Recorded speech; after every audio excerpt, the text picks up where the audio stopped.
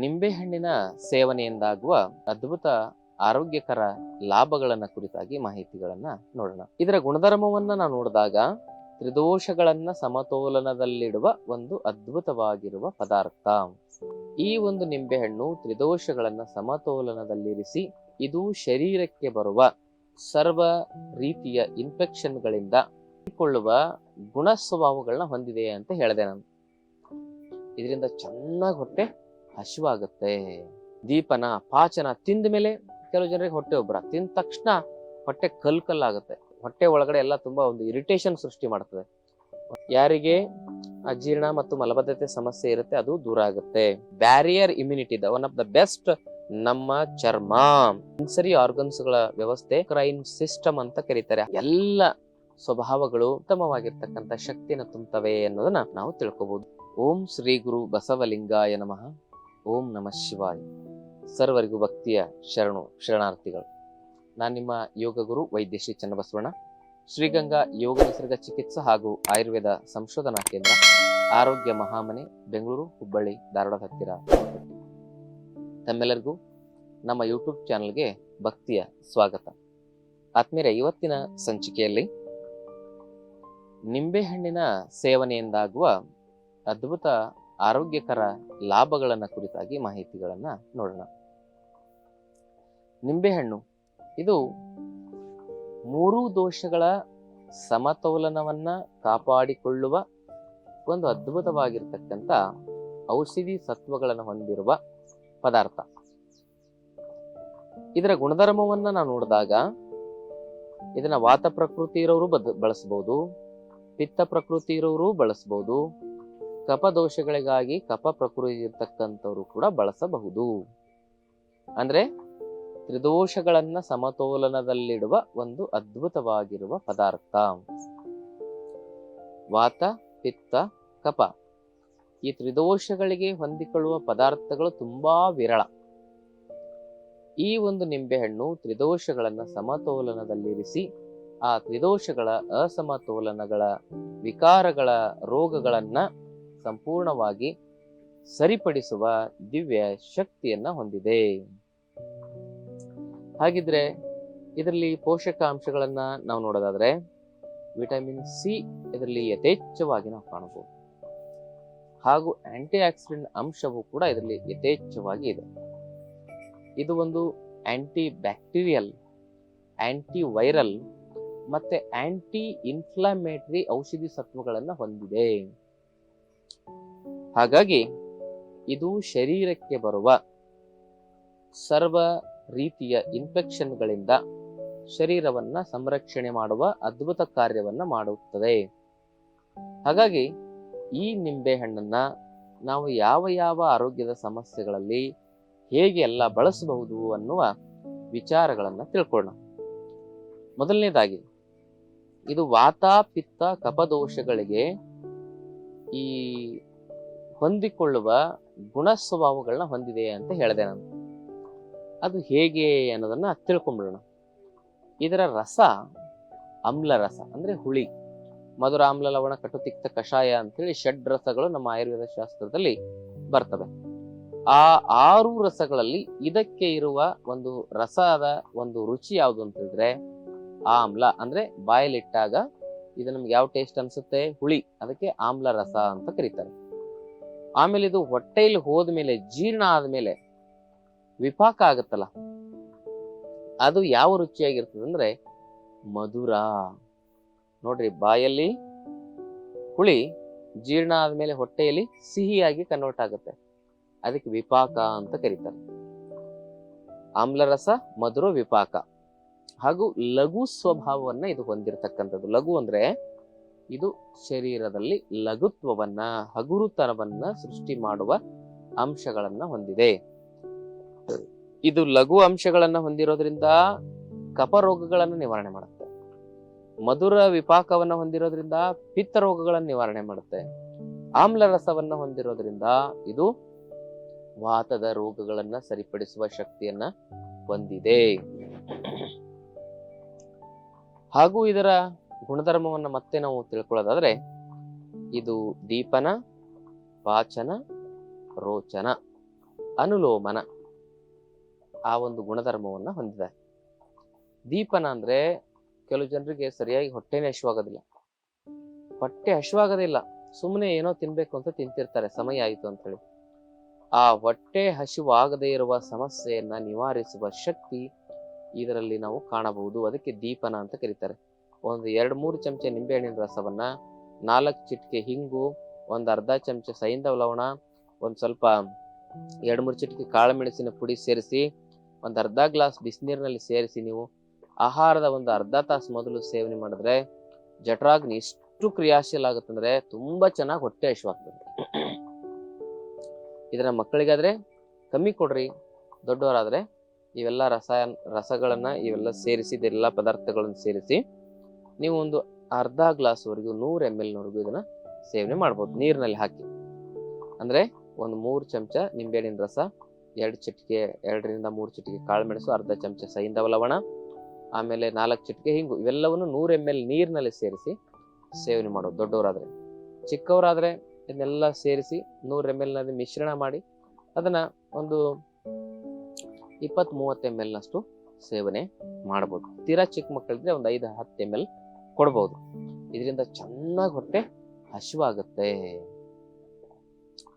ದೀಪನ ಪಾಚನ ತಿಂದ ಮೇಲೆ ಕೆಲವು ಜನರಿಗೆ ಹೊಟ್ಟೆ ಉಬ್ಬರ, ತಿಂದ ತಕ್ಷಣ ಹೊಟ್ಟೆ ಕಲ್ಕಲ್ಲಾಗುತ್ತೆ, ಬ್ಲೋಟಿಂಗ್, ಹೊಟ್ಟೆ ಉಬ್ಬರ, ಚೆನ್ನಾಗಿ ಜೀರ್ಣನೆ ಆಗೋದಿಲ್ಲ. ತಿಂದಿರೋ ಆಹಾರ ತುಂಬಾ ಅಂದ್ರೆ ತುಂಬಾ ಇಲ್ಲೆಲ್ಲ ಸಿಕ್ಕಾಕೊಂಡಂಗ ಆಗುತ್ತೆ, ತೇಗು ಬರೋದಿಲ್ಲ, ಮತ್ತೆ ಅದು ಒಂಥರ ಹೊಟ್ಟೆ ಒಳಗಡೆ ಎಲ್ಲ ತುಂಬಾ ಒಂದು ಇರಿಟೇಷನ್ ಸೃಷ್ಟಿ ಮಾಡ್ತದೆ, ಒಂಥರ ಇಲ್ಲಿ ಗಂಟ್ಲಿಗೆ ಬಂದ ಅಟದು ನಿಂತಂಗ ಅನಿಸ್ತದೆ. ಅಂತಹ ಒಂದು ಸಮಸ್ಯೆಯನ್ನ ಎದುರಿಸ್ತಕ್ಕಂಥವ್ರು ಆಹಾರದ ನಂತರ ತುಂಬಾ ಹೊಟ್ಟೆ ಉಬ್ಬರ ಬರೋದು, ಅಜೀರ್ಣ ಆಗೋದು, ತುಂಬಾ ಅಂದ್ರೆ ತುಂಬಾ ಕೆಲವೊಮ್ಮೆ ಹುಳಿ ತೇಗು ಬರೋದು. ಯಾಕಂದ್ರೆ ಪಿತ್ತಾನುಲೋಮನವಾಗಿ ಕೆಲಸ ಮಾಡುತ್ತೆ, ವಾತಾನುಲೋಮನವಾಗಿ ಕೆಲಸ ಮಾಡುತ್ತೆ, ಕಫ ಅನುಲೋಮನವಾಗಿ ಇದು ಕೆಲಸ ಮಾಡ್ತದೆ. ಹಾಗೆ ಇದು ಅನುಲೋಮನವಾಗಿ ಕೆಲಸ ಮಾಡೋದ್ರಿಂದ ಅಲ್ಲೇನೇ ಒಂದು ಶ್ಲೇಷ್ಮಗಳ ಒಂದು ಪಿತ್ತ ವಿಕಾರ, ವಾತ ವಿಕಾರದಿಂದ ಏನೇ ಅಡೆತಡೆಗಳು ಉಂಟಾಗಿ ಸರಿಯಾಗಿ ಉದ್ಗಾರ ಬರದೇ ಇದ್ರೆ, ತೇಗು ಬರದೇ ಇದ್ರೆ, ಹೊಟ್ಟೆ ಉಬ್ಬರ ಇದ್ರೆ ಇದನ್ನ ನಾವೇನ್ ಮಾಡ್ಬೇಕಂದ್ರೆ ಆಹಾರದ ನಂತರ ಒಂದು 6 ಚಮಚ ನಿಂಬೆಹಣ್ಣಿನ ರಸವನ್ನ ಬಿಸಿ ಬಿಸಿ ಒಂದು ಎಷ್ಟು ಅಂತ ಹೇಳಿದ್ರೆ ಅರ್ಧ ಗ್ಲಾಸ್ ಕುದಿಯೋ ನೀರಿಗೆ ಹಾಕಿ ಅದರಲ್ಲಿ ಒಂದು ಅರ್ಧ ಚಮಚ ಸೈಂಧವ ಲವಣವನ್ನು ಹಾಕಿ ಒಂದು ಸ್ವಲ್ಪ ಓಂ ಕಾಳಿನ ಪುಡಿ ಒಂದು ಅರ್ಧ ಚಮಚ ಹಾಕಿ ಸೇವನೆ ಮಾಡಿದ್ರೆ ವಿತಿನ್ ಒಂದು 5 minutes ಅಲ್ಲೇ ಹೊಟ್ಟೆ ಉಬ್ಬರ ಕಮ್ಮಿ ಆಗ್ತದೆ. ಅದ್ಭುತವಾಗಿರ್ತಕ್ಕಂಥ ಮನೆಯಲ್ಲೇ ಮಾಡಿಕೊಳ್ಳಬೇಕಾಗಿರ್ತಕ್ಕಂಥ ಸೈಡ್ ಎಫೆಕ್ಟ್ ಇಲ್ಲದೆ ಇರತಕ್ಕಂಥ ಒಂದು ಡೈಜೆಸ್ಟಿವ್ ಬೆಸ್ಟ್ ಮೆಡಿಸಿನ್ ಅಂತ ಹೇಳ್ಬೋದು. ಇನ್ನು ಇದಾದ್ಮೇಲೆ ದೀಪನ, ಪಾಚನ, ರೋಚನ ಅಂದ್ರೆ ನೋಡ್ರಿ, ನಿಮ್ಗೆ ಆಹಾರದಲ್ಲಿ ಸ್ವಲ್ಪ ರುಚಿ ಕಮ್ಮಿ ಅನ್ನಿಸ್ತು ಅಂದ್ರೆ ನಿಂಬೆಹಣ್ಣು ಹಿಂಡ್ಕೊಳ್ಳಿ, ತುಂಬಾ ಚೆನ್ನಾಗಿ ರುಚಿ ಬರುತ್ತೆ. ಸಾಂಬಾರಲ್ಲಾಗಿರ್ಬೋದು, ಪಲ್ಯದಲ್ಲಾಗಿರ್ಬೋದು. ಅದಕ್ಕೆ ರೋಚನ ಅಂತ ಕರೀತಾರೆ. ರೋಚನ ಅಂದ್ರೆ ರುಚಿಯನ್ನು ಹೆಚ್ಚಿಸುವ ಶಕ್ತಿ ಇದರಲ್ಲಿ ಇದೆ. ಹಾಗೆ ಇವೆಲ್ಲ ಇದರ ಗುಣ ಸ್ವಭಾವಗಳನ್ನು ನೋಡಿದ್ವಿ. ಮತ್ತೆ ಇದರ ಒಂದು ಸೇವನೆಯನ್ನ ಪ್ರಾತಃ ಕಾಲದಲ್ಲಿ 1 ಗ್ಲಾಸ್ ಕುದಿಯೋ ನೀರಿಗೆ ಒಂದು 4-6 ಚಮಚ ನಿಂಬೆಹಣ್ಣಿನ ರಸವನ್ನ ಹಾಕಿ ಅರ್ಧ ಚಮಚ ಸೈಂಧವ ಲವಣವನ್ನು ಹಾಕಿ ಬೆಳಗ್ಗೆ ಖಾಲಿ ಹೊಟ್ಟೆಯಲ್ಲಿ ಸೇವನೆ ಮಾಡೋದ್ರಿಂದ ಏನೆಲ್ಲ ಲಾಭಗಳಾಗ್ತವೆ ಅನ್ನೋದನ್ನ ನೋಡೋಣ. ಈ ಮೆಥಡ್ ನಲ್ಲಿ ಅಂದ್ರೆ ಬೆಳಗ್ಗೆ ಖಾಲಿ ಹೊಟ್ಟೆಯಲ್ಲಿ ಒಂದು 200 ml ಕುದಿಯೋ ನೀರಿನಲ್ಲಿ ಒಂದು 6 ಚಮಚ ನಿಂಬೆಹಣ್ಣಿನ ರಸ, ಅರ್ಧ ಚಮಚ ಸೈಂಧವ ಲವಣವನ್ನು ಹಾಕಿ ಸೇವನೆ ಮಾಡೋದ್ರಿಂದ ಬೆಳಗ್ಗೆ ಖಾಲಿ ಹೊಟ್ಟೆಯಲ್ಲಿ ಎದ್ದ ತಕ್ಷಣ ನಮ್ಮ ಕಿಡ್ನಿ ಸ್ವಚ್ಛ ಆಗುತ್ತೆ. ಉರಿ ಮೂತ್ರದ ಸಮಸ್ಯೆ, ಇದು ಮೂತ್ರಲವಾಗಿ ಕೆಲಸ ಮಾಡೋದ್ರಿಂದ ತಡೆದು ಬರ್ತಕ್ಕಂಥ ಮೂತ್ರದ ಸಮಸ್ಯೆ, ಅನ್ಕಂಟ್ರೋಲ್ ಮೂತ್ರದ ಸಮಸ್ಯೆ, ಯೂರಿನರಿ ಬ್ಲಾಡರ್ ಅಲ್ಲಿ ಸ್ವೆಲ್ಲಿಂಗ್ ಆಗಿರೋದು, ಯೂರಿನರಿ ಟ್ರ್ಯಾಕ್ ಅಲ್ಲಿ ಇನ್ಫೆಕ್ಷನ್ ಆಗಿರೋದು, ಇಂಥ ಎಲ್ಲಾ ಸಮಸ್ಯೆಗಳನ್ನು ಇದು ದೂರ ಮಾಡುತ್ತೆ. ಮತ್ತೊಂದು ಫ್ಯಾಟಿ ಲಿವರ್, ಆಮೇಲೆ ಲಿವರ್ನ ಇನ್ಫೆಕ್ಷನ್ಗಳು, ಇವೆಲ್ಲವನ್ನು ಕೂಡ ಇದು ದೂರ ಮಾಡುತ್ತೆ. ಹಾಗೂ ಯಾರಿಗೆ ಅಜೀರ್ಣ ಮತ್ತು ಮಲಬದ್ಧತೆ ಸಮಸ್ಯೆ ಇರುತ್ತೆ ಅದು ದೂರ ಆಗುತ್ತೆ. ಅದ್ರ ಜೊತೆಗೆ ಯಾರು ವೇಟ್ ಲಾಸ್ ಮಾಡ್ಬೇಕು ಅಂತಿರ್ತಾರ, ಬೊಜ್ಜು ಜಾಸ್ತಿ ಇರ್ತದೆ, ಒಬೆಸಿಟಿ ತುಂಬಾ ಜಾಸ್ತಿಯಾಗಿ ತುಂಬಾ ಏನೇ ಡೈಟ್ ಮಾಡಿದ್ರು ಅದಕ್ಕೆ ಸೊಲ್ಯೂಷನ್ ಸಿಗದೆ ಹೋದ್ರೆ ಈ ಒಂದು ಮಿಶ್ರಣವನ್ನ ಬೆಳಗ್ಗೆ ಎದ್ದು ನೀವು ಸೇವನೆ ಮಾಡಿದ್ರೆ ಖಂಡಿತವಾಗಿ ನಿಮಗೆ ತಿಂಗಳಿಗೆ ಒಂದು 3-5 kg ತೂಕ ಕಮ್ಮಿ ಆಗುತ್ತೆ. ಟೈಮ್ ಸರಿಯಾಗಿ ಊಟ ಮಾಡಬೇಕು, ಟೈಮ್ ಸರಿ ನಿದ್ರೆ ಮಾಡಬೇಕು. ಇದೆಷ್ಟೆಲ್ಲ ಮಾಡಿದ್ರೆ ಮಾತ್ರ ಪ್ರಯೋಜನಕಾರಿಯಾಗಿ ಕೆಲಸ ಮಾಡುತ್ತದೆ. ಮತ್ತೆ ಇದು ಚಕ್ಷುಷ್ಯ ಅಂದ್ರೆ ಕಣ್ಣಿನ ಆರೋಗ್ಯಕ್ಕೂ ಕೂಡ ಬಹಳ ಒಳ್ಳೆಯದು. ಆಮೇಲೆ ತಲೆ ಕೂದಲು ಉದುರೋ ಸಮಸ್ಯೆ, ಡ್ಯಾಂಡ್ರಫ್, ಎಲ್ಲದಕ್ಕೂ ಕೂಡ ಇದು ದಿವ್ಯ ವರದಾನವಾಗಿ ಈ ಪೇಯ ಕೆಲಸ ಮಾಡುತ್ತೆ. ಇದನ್ನ ಹೀಗೆ ಬೆಳಗ್ಗೆ ಖಾಲಿ ಹೊಟ್ಟೆಯಲ್ಲಿ ಸೇವನೆ ಮಾಡೋದ್ರಿಂದ. ಇನ್ನ ಈ ಹುಳಿ ರಸ ಏನಿದೆಯಲ್ಲ, ನಮ್ಮ ಆಯುರ್ವೇದ ಶಾಸ್ತ್ರದಲ್ಲಿ ಷಡ್ರಸ ವಿಜ್ಞಾನದಲ್ಲಿ ಹುಳಿ ರಸವನ್ನ ಹೃದ್ಯ ಅಂತ ಕರೀತಾರೆ. ಅಂದ್ರೆ ಹೃದಯಕ್ಕೆ ಬಲವನ್ನ ತುಂಬುವ, ಹೃದಯವನ್ನ ಕ್ರಿಯಾಶೀಲಗೊಳಿಸುವ, ಹೃದಯದ ಆರೋಗ್ಯವನ್ನ ಕಾಪಾಡುವ ಶಕ್ತಿ ಈ ಒಂದು ಹುಳಿ ರಸದಲ್ಲಿರೋದ್ರಿಂದ ಹೃದಯದ ಆರೋಗ್ಯವನ್ನ ಕಾಪಾಡುವ ಸಂಜೀವಿನಿಯಾಗಿ ಇದು ಕೆಲಸ ಮಾಡುತ್ತೆ.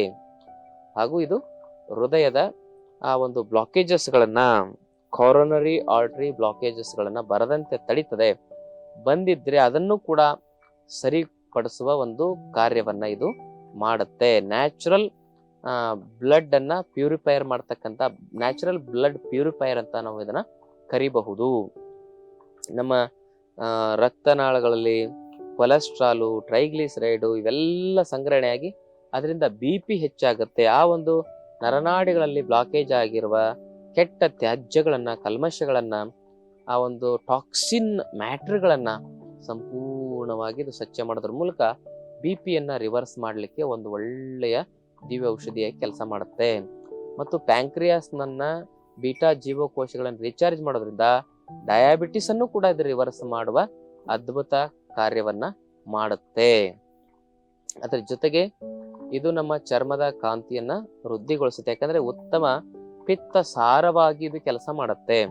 ಪಿತ್ತ ಸರಿಯಾಗಿ ಸಾರವಾಗಿ ಅದ್ಭುತವಾದ ಕ್ರಿಯಾಶೀಲವಾದ ವ್ಯವಸ್ಥೆಯಲ್ಲಿ ಇತ್ತು ಅಂದ್ರೆ ಚರ್ಮ ತುಂಬಾ ಹೊಳಪುಳ್ಳದ್ದಾಗಿರ್ತದೆ. ಚರ್ಮದ ರಂಗು ಮತ್ತೆ ಕಳೆ ವೃದ್ಧಿಯಾಗ್ಲಿಕ್ಕೆ ಪಿತ್ತವೇ ಮೂಲ ಶಕ್ತಿ.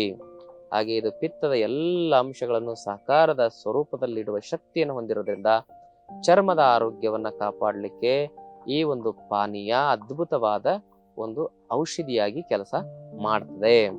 ಜೊತೆಗೆ ಚರ್ಮದ ಒಳಗಿರುವ ಎಲ್ಲಾ ಜೀವಕೋಶಗಳನ್ನು ಕೂಡ ಇದು ಕ್ರಿಯಾಶೀಲಗೊಳಿಸೋದ್ರ ಜೊತೆಗೆ barrier immunity, one of the best major immunity organ ಅಂತ ಹೇಳಿದ್ರೆ ನಮ್ಮ ಚರ್ಮ. ನಮ್ಮ ಚರ್ಮನೇ ನಮ್ಮ ಆರೋಗ್ಯದ ಮುಖ್ಯವಾಗಿರ್ತಕ್ಕಂಥ ರಕ್ಷಣಾ ಕವಚ. ಅದಕ್ಕೆ ಇಮ್ಯುನಿಟಿಯಲ್ಲಿ ಬ್ಯಾರಿಯರ್ ಇಮ್ಯುನಿಟಿ ಅಂತ ಹೇಳಿ ಚರ್ಮವನ್ನ ಕರೀತಾರೆ. ಅಂತ ಬ್ಯಾರಿಯರ್ ಇಮ್ಯುನಿಟಿಯನ್ನ ಕ್ರಿಯಾಶೀಲಗೊಳಿಸುವ ಅದ್ಭುತ ಶಕ್ತಿ ಈ ಪಾನೀಯದಲ್ಲಿ, ಈ ಪೇಯದಲ್ಲಿ ಇದೆ. ಹಾಗೂ ಇದರ ಒಂದು ಸೇವನೆ ಮಾಡೋದ್ರಿಂದ ನಮ್ಮಲ್ಲಿ ಸೆನ್ಸರಿ ಆರ್ಗನ್ಸ್ಗಳ ವ್ಯವಸ್ಥೆ ಚೆನ್ನಾಗಿರ್ತದೆ. ಎಂಡೋಕ್ರೈನ್ ಸಿಸ್ಟಮ್ ಅಂತ ಕರೀತಾರೆ, ಹಾರ್ಮೋನ್ಗಳ ವ್ಯವಸ್ಥೆ, ಅದನ್ನು ಕೂಡ ಕ್ರಿಯಾಶೀಲವಾಗಿಡುವ ಕಾರ್ಯವನ್ನ ಇದು ಮಾಡುತ್ತೆ. ಮೆದುಳಿನ ಆರೋಗ್ಯವನ್ನೇದು ಚೆನ್ನಾಗಿಡುತ್ತದೆ. ಅಂದ್ರೆ ಜ್ಞಾಪಕ ಶಕ್ತಿ, ಏಕಾಗ್ರತೆ ಶಕ್ತಿ ಇವೆಲ್ಲ ಚೆನ್ನಾಗಿರ್ತದೆ. IQ, EQ, SQ ಅಂತೆಲ್ಲ ಕರೀತಾರೆ ಅದಕ್ಕೆ. ಅವನ್ನ ಸಮತೋಲನದಲ್ಲಿಡುವ ಶಕ್ತಿಯನ್ನ ಇದು ಹೊಂದಿದೆ. ಇವೆಲ್ಲ ಅಂಶಗಳನ್ನ ಪರಿಶೀಲನೆ ಮಾಡಿದಾಗ, ಪರಿಗಣನೆಗೆ ನಾವು ಸರಿಯಾಗಿ ವಿಚಾರ ಮಾಡಿದಾಗ ಇದರ ಒಂದು ಎಲ್ಲ ಸ್ವಭಾವಗಳು ಪರಿಪೂರ್ಣ ಆರೋಗ್ಯಕ್ಕೆ ಒಂದು ಉತ್ತಮವಾಗಿರ್ತಕ್ಕಂಥ ಶಕ್ತಿಯನ್ನು ತುಂಬುತ್ತವೆ ಅನ್ನೋದನ್ನ ನಾವು ತಿಳ್ಕೊಬಹುದು. ಇದರಲ್ಲಿ ಐರನ್ ಅಂಶನೂ ಕೂಡ ಇರೋದ್ರಿಂದ ಇದು ರಕ್ತಹೀನತೆ ಸಮಸ್ಯೆಯನ್ನ ಕಮ್ಮಿ ಮಾಡುತ್ತೆ. ರಕ್ತಹೀನತೆ ಸಮಸ್ಯೆಗೆ ಪರಿಹಾರವನ್ನು ಕೂಡ ಒದಗಿಸ್ಲಿಕ್ಕೆ ಒಳ್ಳೆಯ ಕಾರ್ಯವನ್ನ ಇದು ಮಾಡುತ್ತದೆ. ಹಾಗೂ ಸಂಪೂರ್ಣವಾಗಿ ಶರೀರದ ಸಪ್ತ ಧಾತುಗಳ ಶುದ್ಧೀಕರಣವನ್ನ ಮಾಡುವ ದಿವ್ಯ ಔಷಧಿ. ವಾತ ಪಿತ್ತ ಕಫ ದೋಷಗಳನ್ನು ಸಮತೋಲನವಾಗಿಡುವ ದಿವ್ಯ ಔಷಧಿ. ದೋಷಗಳನ್ನು ಶುದ್ಧವಾಗಿಡುವುದರ ಜೊತೆಗೆ ಮಲತ್ರಯಗಳನ್ನು, ಬೆವರು, ಮೂತ್ರ, ಮಲವಿಸರ್ಜನೆಯನ್ನು ಸ್ವಚ್ಛಗೊಳಿಸುವ ದಿವ್ಯ ಔಷಧಿ ಅಂತ ಹೇಳ್ಬೋದು. ಇನ್ನು ಎಕ್ಸ್ಟರ್ನಲ್ ಆಗಿನೂ ಕೂಡ ಇದನ್ನ ಎಲ್ಲಿ ಕಜ್ಜಿ, ಕುಳ್ಕಡ್ಡಿ, ತುರ್ಕಿ ಇಂಥ ಸಮಸ್ಯೆ ಇರ್ತದೆ, ನಿಂಬೆಹಣ್ಣಿನ ರಸವನ್ನ ಕೊಬ್ಬರಿ ಎಣ್ಣೆಯಲ್ಲಿ ಸಮ ಪ್ರಮಾಣದಲ್ಲಿ ಸೇರಿಸಿ ಅಪ್ಲೈ ಮಾಡಿ ರಾತ್ರಿ ಅದನ್ನು ಬೆಳಗ್ಗೆ ಎದ್ದು ಕಡಲೆ ಹಿಟ್ಟು, ಅಂಟುವಳಕಾಯಿ ಅಥವಾ ಮುಲ್ತಾನಿ ಮಿಟ್ಟಿ ಅಂತ ತೊಳೆದ್ರಿಂದ ಚರ್ಮ ರೋಗಗಳಾಗಿರ್ತಕ್ಕಂಥ ಕಜ್ಜಿ, ಹುಳುಕಡ್ಡಿ, ತುರ್ಕೆ ಮತ್ತೆ ಗಜಕರ್ಣಾದಂತಹ ಸಮಸ್ಯೆಗಳಿಂದ ಒಂದು ತಿಂಗಳಲ್ಲಿ ನಾವು ಪರಿಹಾರವನ್ನು ಕಂಡುಕೊಳ್ಳಬಹುದು. ಸಮ ಪ್ರಮಾಣದಲ್ಲಿ ನಿಂಬೆಹಣ್ಣಿನ ರಸ ಮತ್ತು ಈ ಕೊಬ್ಬರಿ ಎಣ್ಣೆನ ಬೆರೆಸಿ ತಲೆಗೆ ಹಚ್ಚಿ ಮಸಾಜ್ ಮಾಡ್ಕೊಳ್ಳೋದ್ರಿಂದ 6 ತಿಂಗಳ ಒಳಗಡೆ ನಮ್ಮ ಕೂದಲುಗಳು ತಳದಿಂದನೇ ಕಪ್ಪಾಗ್ತಾ ಬರ್ತವೆ. ನೆರೆ ಕೂದಲಿನ ಸಮಸ್ಯೆ, ವೈಟ್ ಕೂದಲಿನ ಸಮಸ್ಯೆ ಇರತಕ್ಕಂಥವ್ರು ಇದನ್ನು ಬಳಸೋದ್ರಿಂದ ಬುಡದಿಂದನೇ ಕೂದಲು ಕಪ್ಪಾಗ್ತವೆ. ತಲೆ ಹೊಟ್ಟು, ಕೂದಲುರ ಸಮಸ್ಯೆ, ಡ್ಯಾಂಡ್ರಫ್ ಇವೆಲ್ಲವನ್ನು ದೂರ ಮಾಡುತ್ತೆ. ತಲೆ ಕೂದಲಿನ ಆರೋಗ್ಯವನ್ನ ಇದು ಕಾಪಾಡುತ್ತೆ. ಬೆವರಿನ ದುರ್ವಾಸನೆ ಬರೋರು ಇದನ್ನ ಬರೀ ಕೊಬ್ಬರಿ ಎಣ್ಣೆಯಲ್ಲಿ ಮಿಶ್ರಣ ಮಾಡಿ ಹಚ್ಕೋಬಹುದು ಅಥವಾ ನಿಂಬೆ ಹಣ್ಣನ್ನ ರಸವನ್ನ ಹಂಗೇನೆ ಹಚ್ಕೋಬಹುದು. ಇದರಿಂದ ನಮ್ಮ ಚರ್ಮದಲ್ಲಿ ಬರುವ ದುರ್ಗಂಧ, ಬೆವರಿನ ವಾಸನೆಯನ್ನ ನಾವು ಸಂಪೂರ್ಣವಾಗಿ ತಡೆಗಟ್ಟಬಹುದು. ಹೀಗೆ ಇಷ್ಟೆಲ್ಲಾ ಪ್ರಯೋಜನಕಾರಿಯಾಗಿ ಉಪಯೋಗಕಾರಿಯಾಗಿರುವ ನಿಂಬೆ ಹಣ್ಣನ್ನು ನಾವು ಬಳಸೋದು ಬಹಳ ಸೂಕ್ತ ಅಂತಕ್ಕಂಥ ಮಾತನ್ನು ಹೇಳ್ತಾ, ಆತ್ಮೀಯರೇ, ಇದನ್ನ ಹೆಚ್ಚಿಗೆ ತುಂಬಾ ಉಷ್ಣ ಇರೋರು ತಣ್ಣೀರಿನಲ್ಲಿ ಬಳಸ್ಬೋದು, ಇಲ್ಲ ಅಂದ್ರೆ ಬಿಸಿನೀರಿನಲ್ಲಿ ಉಪಯೋಗ ಮಾಡೋದು ಬಹಳ ಒಳ್ಳೆಯದು. ಇದು ಕಫ ರೋಗಗಳಿಗೆ ಕೂಡ ಒಳ್ಳೆಯದು ಅಂತ ಹೇಳಿದ್ದೆ. ಯಾರಿಗೆ ಅಸ್ತಮಾ, ಯಾರಿಗೆ ಈ ಒಂದು ಶ್ವಾಸಕೋಶದಲ್ಲಿ ಸಮಸ್ಯೆಗಳಾಗಿ ಒಂಥರ ಉಸಿರುಗಟ್ಟದಂಗೆ ಆಗೋದು, ಎದೆಯಲ್ಲಿ ಕಫ ಕಟ್ಟೋದು, ಇಂಥ ಸಮಸ್ಯೆ ಇರ್ತಕ್ಕಂಥವ್ರು ಒಂದು 4 ಚಮಚ ನಿಂಬೆಹಣ್ಣಿನ ರಸವನ್ನ ಅರ್ಧ ಗ್ಲಾಸ್ ಕುದಿಯೋ ನೀರಿನಲ್ಲಿ ಹಾಕಿ ಅದರಲ್ಲಿ ಒಂದು 1/4 ಚಮಚದಷ್ಟು ಹಿಪ್ಪಲಿಯ ಪುಡಿಯನ್ನು ಹಾಕಿ ಒಂದು 2 ಚಿಟಿಕೆ ಅಷ್ಟು ಕಾಳುಮೆಣಸಿನ ಪುಡಿಯನ್ನು ಹಾಕಿ ಆಮೇಲೆ ಅದರಲ್ಲಿ ಸ್ವಲ್ಪ ಒಂದು 1/4 ಚಮಚದಷ್ಟು ಅರಿಶಿಣದ ಪುಡಿಯನ್ನ ಸೇರಿಸಿ ಇವೆಲ್ಲವನ್ನು ಸೇರಿಸಿ ಮಾಡಿರ್ತಕ್ಕಂಥ ಒಂದು ಪೇಯವನ್ನ ಬೆಳಗ್ಗೆ ಅಥವಾ ರಾತ್ರಿ ಖಾಲಿ ಹೊಟ್ಟೆಯಲ್ಲಿ ಸೇವನೆ ಮಾಡೋದ್ರಿಂದ ಎದೆಯಲ್ಲಿ ಕಟ್ಟೋ ಕಫ, ಕೆಮ್ಮು, ನೆಗಡಿ, ಕೋಲ್ಡ್ ಅಲರ್ಜಿ, ಪದೇ ಪದೇ ಬರ್ತಕ್ಕಂಥ ಜ್ವರದ ಸಮಸ್ಯೆನ ನಾವು ನಿವಾರಣೆ ಮಾಡಿಕೊಳ್ಳಬಹುದು. ಆತ್ಮೀಯರೇ, ಇದರಲ್ಲಿ ಏನಾದರೂ ಡೌಟ್ ಇದ್ರೆ ಮತ್ತೆ ವಿಡಿಯೋನ ತಿರುಗಿ ಅದನ್ನ ವಾಪಸ್ ನೀವು ನೋಡಿ ಆ ವಿಚಾರಗಳನ್ನ ನೋಟ್ ಮಾಡಿ ಇಟ್ಕೊಳ್ಳಿ, ಪುಸ್ತಕದಲ್ಲಿ ಬರೆದಿಟ್ಕೊಳ್ಳಿ. ಯಾಕಂದ್ರೆ ಸರಿಯಾಗಿ ನೀವು ಅದನ್ನ ಮಾಡಿದ್ರಿಂದ ಅದರ ಲಾಭಗಳನ್ನ ಸರಿಯಾಗಿ ಪಡ್ಕೊಳ್ಬಹುದು. ಅರ್ಧಂಬರ್ಧ ನೀವು ತಿಳ್ಕೊಂಡು ಏನಾದರೂ ಪ್ರಯೋಗ ಮಾಡಿದ್ರೆ ಸರಿಯಾಗಿ ಅದರ ಪ್ರಯೋಜನ ಪಡ್ಕೊಳ್ಳಿಕ್ಕೆ ಆಗೋದಿಲ್ಲ. ನಮ್ಮ ಉದ್ದೇಶ ಸ್ವಸ್ಥ, ಸ್ವಾವಲಂಬಿ, ಸದೃಢ ಕರ್ನಾಟಕ ಹಾಗೂ ಭಾರತದ ನಿರ್ಮಾಣ. ಅದಕ್ಕೆ ತಮ್ಮ ಸಹಕಾರದ ಅಗತ್ಯತೆ ಇದ್ದೇ ಇದೆ. ಯಾಕಂದ್ರೆ ತಮ್ಮ ಸಹಕಾರವೇ ನಮಗೆ ಶಕ್ತಿ. ಆ ಸಹಕಾರ ಏನಂದ್ರೆ ಈ ವಿಡಿಯೋನ ಎಲ್ಲರಿಗೂ ಶೇರ್ ಮಾಡಿ, ಜೊತೆಗೆ ಚಾನಲ್ನ ಸಬ್ಸ್ಕ್ರೈಬ್ ಮಾಡಿ. ಹಾಗೂ ನಮ್ಮ ಆಶ್ರಮದಲ್ಲಿ 5 ದಿನದ ವಿಶೇಷ ಯೋಗ ತರಬೇತಿ ಶಿಬಿರ ಇರ್ತದೆ. ಅಲ್ಲಿ ಹೀಗೆಲ್ಲ ಈಗ ನಾ ಹೇಳಿದ ನಿಂಬೆಹಣ್ಣಿನ ಬಗ್ಗೆ ಆಗಿರ್ಬೋದು, ಸಾಸಿವೆ, ಜೀರಿಗೆ, ಕರಿಬೇವು, ಕೊತ್ತಂಬರಿ, ಅರಿಶಿನ ಪುಡಿ, ಉಪ್ಪು, ಇವೆಲ್ಲದರಲ್ಲೂ ಔಷಧಿ ಸತ್ವ ಇದೆ. ಹಿಂಗೆ ಅಡಿಗೆ ಮನೆಯಲ್ಲಿ ಎಂತ ಔಷಧಿಗಳು ನಾವು ತಯಾರು ಮಾಡ್ಕೊಳ್ಬಹುದು, ಯೋಗದ ಮೂಲಕ ಎಲ್ಲಾ ರೋಗಗಳನ್ನು ಹೇಗೆ ನಾವು ನಿವಾರಣೆ ಮಾಡ್ಕೊಳ್ಬಹುದು, ಯೋಗ, ಆಹಾರ ಪದ್ಧತಿ, ಜೀವನ ಪದ್ಧತಿ, ಇವೆಲ್ಲವನ್ನು ಕುರಿತಾಗಿ ಆ ಶಿಬಿರದಲ್ಲಿ ನಾವು ಮಾಹಿತಿಯನ್ನ ಕೊಡ್ತೇವೆ. ಪರಿಪೂರ್ಣ ಆರೋಗ್ಯಕ್ಕಾಗಿ, 100 ವರ್ಷದ ಆರೋಗ್ಯಕ್ಕಾಗಿ ಯೋಗ ಆರೋಗ್ಯದ ಒಂದು ಮಾಹಿತಿಯನ್ನು ಒಳಗೊಂಡ ಆ ಶಿಬಿರಕ್ಕೆ ತಾವು ಭಾಗವಹಿಸಲಿಕ್ಕೆ ಆಸಕ್ತಿ ಇದ್ರೆ ಈ ಒಂದು ಕೆಳಗಡೆ ನಂಬರಿಗೆ ಸಂಪರ್ಕ ಮಾಡಿ ಆ ಶಿಬಿರಕ್ಕೆ ತಾವು ಭಾಗವಹಿಸಬಹುದು. 5 ದಿವಸ ನಾವೇ ಅಲ್ಲಿ ಖುದ್ದಾಗಿ ತಮಗೆ ತರಬೇತಿಯನ್ನ ಕೊಡ್ತೇವೆ ಅಂತಕ್ಕಂಥ ಮಾತನ್ನ ಹೇಳ್ತಾ ಇವತ್ತಿನ ಸಂಚಿಕೆಯನ್ನ ಇಲ್ಲಿಗೆ ಮುಗಿಸ್ತೇನೆ. ತಮ್ಮೆಲ್ಲರಿಗೂ ಭಕ್ತಿಯ ಶರಣಾರ್ಥಿಗಳು.